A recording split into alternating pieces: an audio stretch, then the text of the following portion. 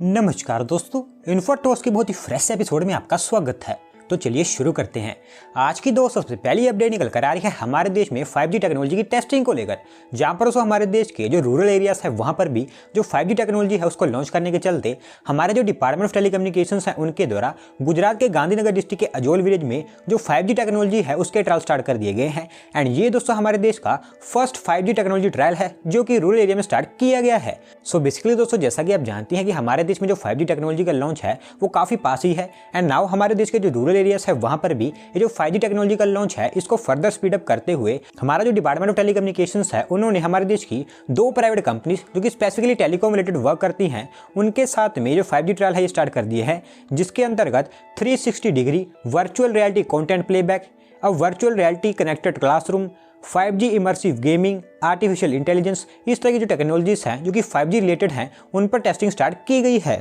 अगली दोस्तों अपडेट निकल कर आ रही है Noida based Indian electric equipment manufacturer Havells India को लेकर, जहां पर दोस्तों हमारे देश में उनकी जो मैन्युफैक्चरिंग कैपेसिटी है, स्पेसिफिकली जो एसीज की मैन्युफैक्चरिंग कैपेसिटी है उसको इंक्रीज करते हुए हैवेल्स इंडिया के द्वारा राजस्थान स्टेट के गिलोथ इंडस्ट्रियल एरिया जो कि नीमरान डिस्ट्रिक्ट में आता है वहां पर उनका एक new state of the art manufacturing plant launch कर दिया गया है। एंड साथ साथ में उसके जो ऑपरेशन उसको भी स्टार्ट कर दिया गया है। तो दोस्तों सबसे पहले मैं आपको बताऊं तो जो गिलोथ इंडस्ट्रियल एरिया है इसको Rajasthan state industrial development and investment corporation RIICO के द्वारा डेवलप किया जा रहा है। एंड ये दिल्ली मुंबई इंडस्ट्रियल कॉरिडोर का एक पार्ट है। एंड इसी के अंतर्गत अब इनके द्वारा उनकी एक new state of the art AC manufacturing plant को लॉन्च कर दिया गया है, जहां पर लोएड एसी जो कि हैवेल्स की एक सब्सिडरी कंपनी है उनकी मैन्युफैक्चरिंग की जाएगी। एंड ओवरऑल जो प्लांट है ये अराउंड 50 एकर्स के एरिया में फैला है। और वही हैवेल्स का प्लान ये है कि वो इस न्यू मैन्युफैक्चरिंग प्लांट से per year 3 lakh AC units को प्रोड्यूस करेंगे, जिसके चलते उनकी जो एसी कैपेसिटी है वो और भी ज्यादा इंक्रीज हो जाएगी। बढ़ते हैं दोस्तों अगले अपडेट की तरफ जो निकल कर आ रही है हमारी ministry of road transport and highways को लेकर,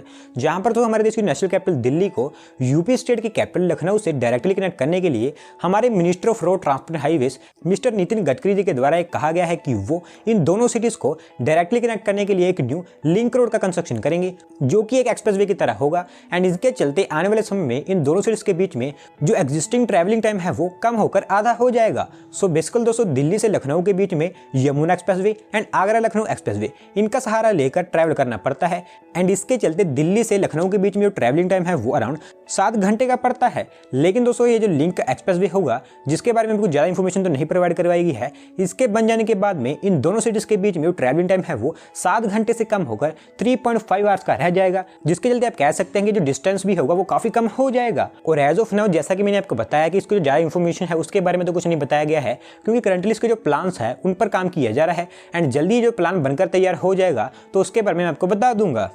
अगली दोस्तों अपडेट निकल कर आ रही है यूपी स्टेट में सेटअप किए जाने वाले न्यू एथेनॉल प्लांट्स को लेकर, जहां पर दोस्तों हमारे देश की जो एथेनॉल प्रोडक्शन है उसको इंक्रीज करते हुए मुजफ्फरनगर जो कि यूपी में है, यहाँ की जो लोकल एडमिनिस्ट्रेशन है उनके द्वारा उनकी सिटी में जो एथेनॉल प्लांट से रिलेटेड प्रपोजल्स हैं उनको अप्रूव करना स्टार्ट कर दिया गया है। एंड नाउ इसके चलते इनिशियली जल्दी ही मुजफ्फरनगर सिटी में 5 एथेनॉल प्लांट्स को सेटअप किए जाने वाला है। सो बेसिकली दोस्तों जो मुजफ्फरनगर है यहाँ पर ऑलरेडी 3 एथेनॉल प्लांट्स हैं जिनकी total yearly capacity 10.97 crore litres की है। और क्योंकि हमारे देश में जो एथेनॉल प्रोडक्शन है वो पूरी तरह से एक न्यू टेक्नोलॉजी एंड पूरा एक न्यू सेक्टर है जिसका काफी ग्रेट स्कोप भी है, तो इसी के चलते यहाँ की जो लोकल एडमिनिस्ट्रेशन है उनकी तरफ से डिसाइड किया गया है कि वो उनके पास में जो एथेनॉल रिलेटेड प्रपोजल्स आते हैं उनको प्रायोरिटी बेसिस पर अप्रूव करेंगे। और वहीं जो 5 प्रपोजल्स अप्रूव किए गए हैं इनके अंतर्गत टोटल मुजफ्फरनगर में 500 करोड़ रुपए तक की इन्वेस्टमेंट देखने को मिलेगी। एंड साथ साथ में जो एथेनॉल प्रोडक्शन है उसको भी बूस्ट मिलेगा। अगली दोस्तों अपडेट निकल कर आ रही है American multinational technology giant Apple incorporation को लेकर, जहां पर दोस्तों इंडिया में उनके जो प्रोडक्ट्स हैं उसकी डिमांड को देखते हुए एंड साथ साथ में उनके जो प्रोडक्ट्स इंडिया में मैन्युफैक्चर किए जाते हैं उसकी क्वालिटी को भी देखते हुए एप्पल इनकॉर्पोरेशन के द्वारा डिसाइड किया है कि वो इंडिया में उनके जो फ्लैगशिप स्मार्टफोन्स है उनकी मैन्युफैक्चरिंग स्टार्ट करेंगे। एंड जल्दी ही उनके द्वारा इंडिया में उनका जो फ्लैगशिप स्मार्टफोन है यानी कि जो iPhone 30 है उसकी मास प्रोडक्शन भी स्टार्ट की जाने वाली है। सो बेसिकली दोस्तों जैसा कि आप जानते हैं कि लास्ट ईयर जब हमारी सेंट्रल गवर्नमेंट के द्वारा PLI स्कीम अनाउंस की गई थी उसके बाद में जो आईफोन्स है उसकी प्रोडक्शन हमारे देश में स्टार्ट कर दी गई थी। एंड जब से इनकी प्रोडक्शन हमारे देश में स्टार्ट की गई है तब से इनकी जो प्रोडक्शन है वो काफी अच्छे स्केल पर चल रही है। एंड नाउ अब एप्पल कॉर्पोरेशन के द्वारा डिसाइड किया गया है कि वो उनके जो फ्लैगशिप स्मार्टफोन्स है उनकी भी मैन्युफैक्चरिंग हमारे देश में बड़े लेवल पर स्टार्ट करेंगे, जिसके चलते उनका iPhone 30 एंड उसके जो आने वाले न्यू मॉडल्स होंगे उनको भी इंडिया में लार्ज स्केल पर मैन्युफैक्चर किया जाएगा। और एज ऑफ नाउ उनका जो कॉन्ट्रैक्ट मैन्युफैक्चर है यानी कि जो फॉक्सकॉन है और उनका चेन्नई के पास श्री परम्बदूर बहादुर में जो मैन्युफैक्चरिंग प्लांट है वहां पर ट्रायल बेसिस पर ये जो आईफोन 30 है इनकी प्रोडक्शन स्टार्ट कर दी गई है और फरवरी तक ये हो सकता है कि हमारे देश में जो आईफोन 30 है उसकी मास प्रोडक्शन भी स्टार्ट कर दी जाए।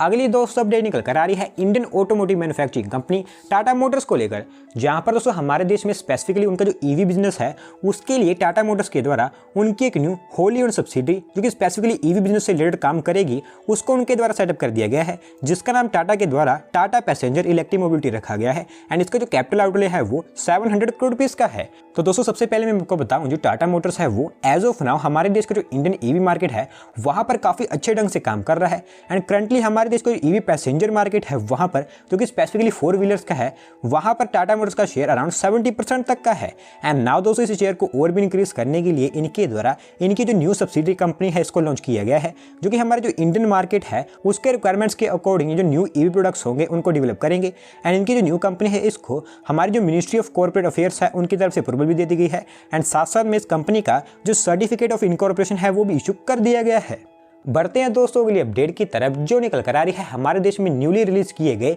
गुड गवर्नेंस इंडेक्स को लेकर, जहां पर दोस्तों इस गुड गवर्नेंस इंडेक्स 2021 के अकॉर्डिंग गुजरात स्टेट ऐसी नंबर 1 स्टेट निकल कर आई है जिसने किसी भी स्टेट के मुकाबले सबसे अच्छा परफॉर्म किया है। यानी कि दोस्तों इस इंडेक्स के मुताबिक गुजरात स्टेट हमारे देश की ऐसी नंबर 1 स्टेट निकल कर आई है जिन्होंने हमारे देश की किसी भी और स्टेट के मुकाबले कई सारे डिफरेंट सेक्टर्स में सबसे अच्छे ढंग से परफॉर्म किया है। तो दोस्तों सबसे पहले मैं आपको सिंप्लीफाई करूं तो जो गुड गवर्नेंस इंडेक्स है ये कि इस तरह का टूल है जिसके अंतर्गत हमारे देश की हर एक स्टेट की जो परफॉर्मेंस है उसको 10 अलग अलग सेक्टर्स के बेसिस पर चेक किया जाता है और वहीं सेक्टर्स के अलावा इनकी चेकिंग के लिए टोटल 58 इंडिकेटर्स को भी मार्क किया जाता है और वही जो सेक्टर्स हैं इनकी लिस्ट को आप अपनी स्क्रीन पर देख सकते हैं और इंडिविजुअली जो अलग अलग स्टेट है उन्होंने अलग अलग सेक्टर्स में काफ़ी अच्छा परफॉर्म किया है। बट अगर आप ओवरऑल परफॉर्मेंस देखें तो वहां पर गुजरात स्टेट नंबर 1 स्टेट निकल कर आई है, जहां पर गुजरात स्टेट टोटल 10 सेक्टर्स में से 5 सेक्टर्स में टॉप परफॉर्मर निकल कर आया है। इसके बाद में महाराष्ट्र से टोटल 10 सेक्टर्स में से 4 सेक्टर्स में टॉप परफॉर्मर रहा है और वहीं UP, Goa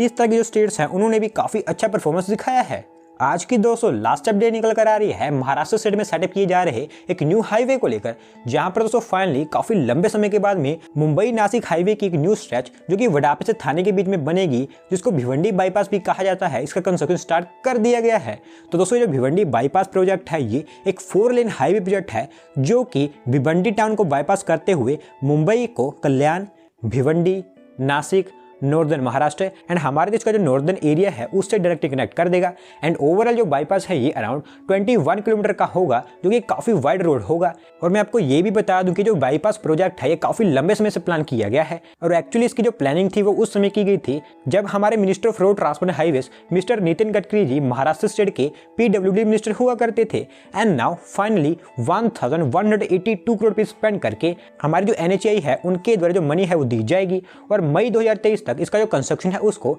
Maharashtra state road development corporation के द्वारा कंप्लीट किया जाएगा। तो दोस्तों आज की वीडियो में बस इतना ही। अगर आप अपनी तरफ से कोई अपडेट सबमिट करना चाहते हैं तो डिस्क्रिप्शन में दिए गए लिंक पर क्लिक करके सबमिट कर सकते हैं और अगर आज की वीडियो पसंद आई हो तो वीडियो को लाइक करें, चैनल को सब्सक्राइब करें। धन्यवाद आपका वीडियो को देखने के लिए।